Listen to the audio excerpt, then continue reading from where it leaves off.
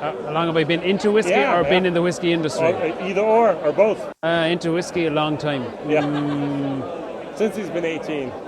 More or less. More or less. You can't say before that. Yeah, so a little over 20 years. Right.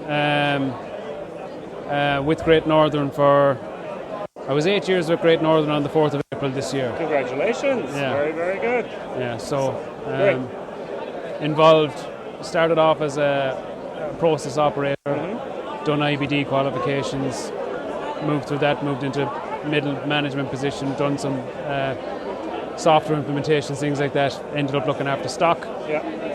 Got on the blending side, dealing with customers, so that's why we're here today with these range of whiskies. Yeah. Now, Great Northern Distillery is a producer of whiskey, but you don't have actual brands yourself. No. Well, Burke's, but we won't talk about that. we produce for private label brands, retail own label, bulk whiskey, for ingredients, different things, all of the above. Capacity is 20 million litres split across 12 million litres of grain, 8 million litres of malt. That equates to 3,000 casks a week, or just over 1 million bottles of whiskey per week. Wow. I hope we understood that, right? Okay. Yeah, so it's 2 years ago I was there. I interviewed John as well as Brian, and you were in the middle of an expansion process. Yes. Has it been completed? That has been completed, Okay. Very good. Yeah, that's completed. So we essentially doubled the capacity of the malt plant. Right. Yeah. And the grain was also planned to double that as well, I thought. The grain, there still is rough plans, but it hasn't been doubled yet. See, that was the question there. Yeah. Very good. So you're making a lot of whiskey, and when I talked to John the last time, he mentioned Africa as the next big thing. Are you, as Great Northern, still betting on that? Or is it now India? I would say that, having a look at the figures at a sort of a high level, there's maybe some of the traditional markets, have kind of maybe hit saturation. Yep. And there's definitely plenty of promise in the emerging markets. Key would be to look at the fastest growing and largest volume. Yeah. I can name them, but I won't. I won't. No, don't worry. I wasn't asking about that. There's huge potential. Yeah. There is, and some of the emerging markets, even from if you look at the population that's drinking, there's massive potential. Yeah. So, from that point of view, I think future is quite bright. Yeah.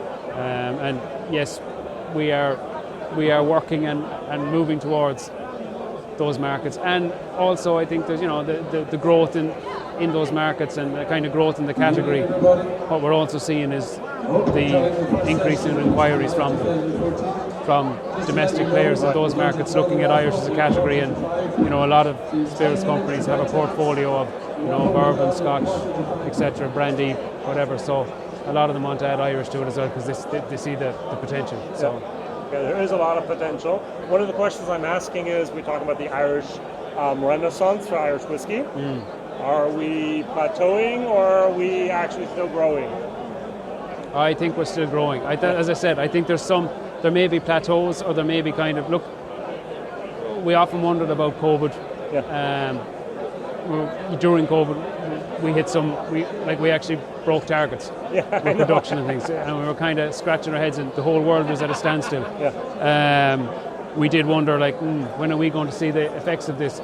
Maybe a little bit now. You can see it in some categories. The States would be a good example, and people often say if they sneeze, we get a cold. Yeah. But the likes of the discounting of some of the premiums, stuff like the cognacs and things like.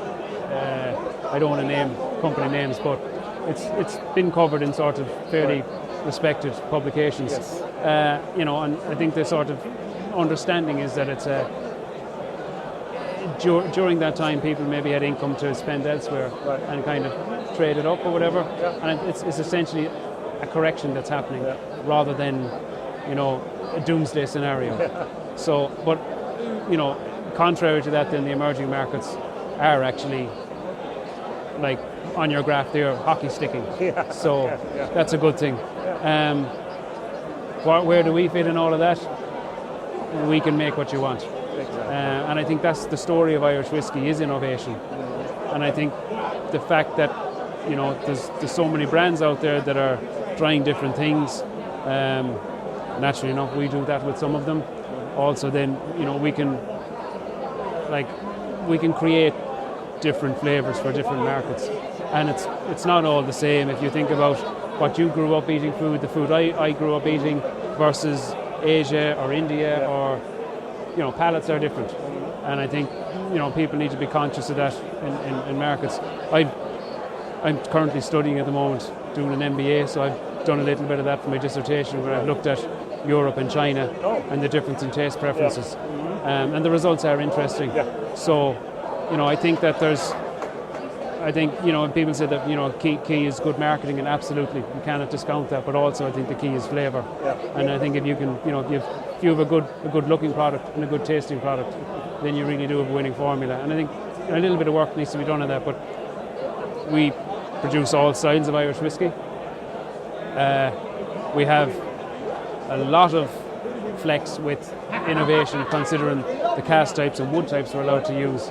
So I do think that any flavour profile that's required can be achieved by us, by brands, by any players in the...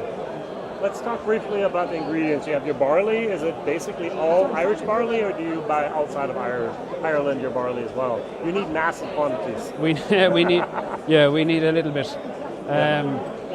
Predominantly Irish. Okay. So the barley is Irish, except for the peated. Right. Yeah, that's the only one that's sourced. Comes over from Scotland, primarily due to the maltings that are set up to do it.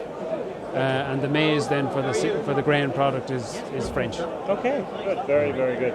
Now the wood is all over the place, but a lot of bourbon barrels and a lot of interesting wine and fortified wines, I assume.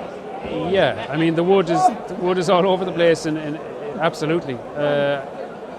Nice. we bought I think it was over 100,000 bourbon barrels this year. Wow. Okay. So all the other wood types, your fortified wines, your spirits, your brandies, cognacs, rums. I mean, even we've differentiation within the rums. Yeah. We've differentiation within the fortified wines and sherries. It's no longer just Oloroso PX. Your Palo, your Amontillado, Fino. So it's great. It's really great to see what people are making, and it's good to be part of it, and that being part of my role and part of what my team does is we basically develop flavour and play with it. So it's enjoyable, but it's challenging too. Maybe an important ingredient, we can argue or not, is water as well. America has hard water with our limestone. Scotch wants to have soft water. What does Ireland want? What does Great Northern want? There's a little bit of story there, I think, for Great Northern in particular with your water source. Yeah, I mean, water is an ingredient. Anyway, you can argue the toss on it, but we need water for whiskey production in loads of different facets. Yeah. We need it to clean. We need processed water. Yep. We need it to cool. We need it to add in. We need it to disparage from mashing. We need it. We also need it then to cut the spirit. Our water is soft. Yep. Our water comes from the mountains. It's actually coming in on a direct line. Okay. Making 1 million bottles of whiskey a week means you need a lot of water. We have a dedicated water source, and we have a dedicated reservoir up in the mountains. It comes in a straight line into the distillery. Our site is neighbouring a train station, which in modern times does not hold much significance, except trains also at one point ran on steam. Yeah. So running boilers or running engines, soft water is always better. Yeah. The thing about soft water as well is it's a lot easier to add hardness to water than it is to remove it. True. So I would always opt for soft in that regard.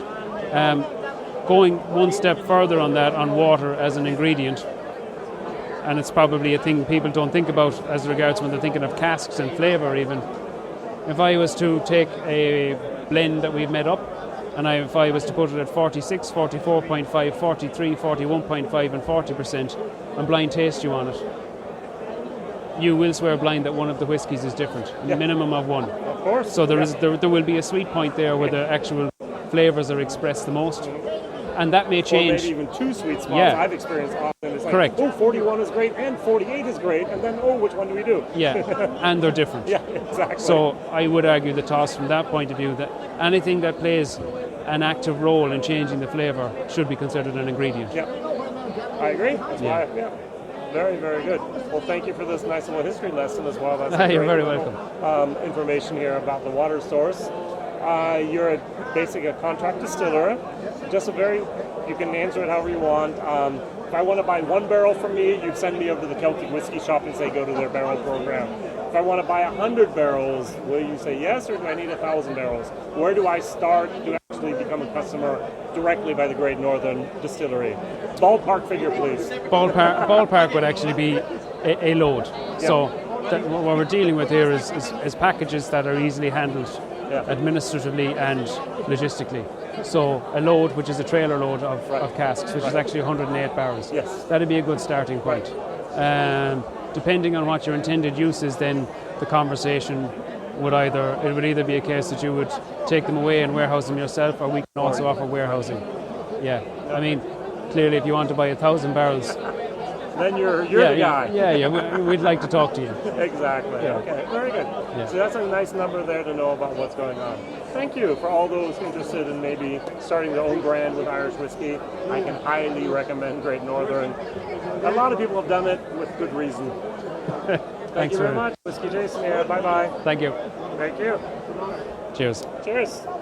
I got to talk to him about your race. Yeah. Thank you. That's perfect timing. Yeah. So you have the whiskey glass.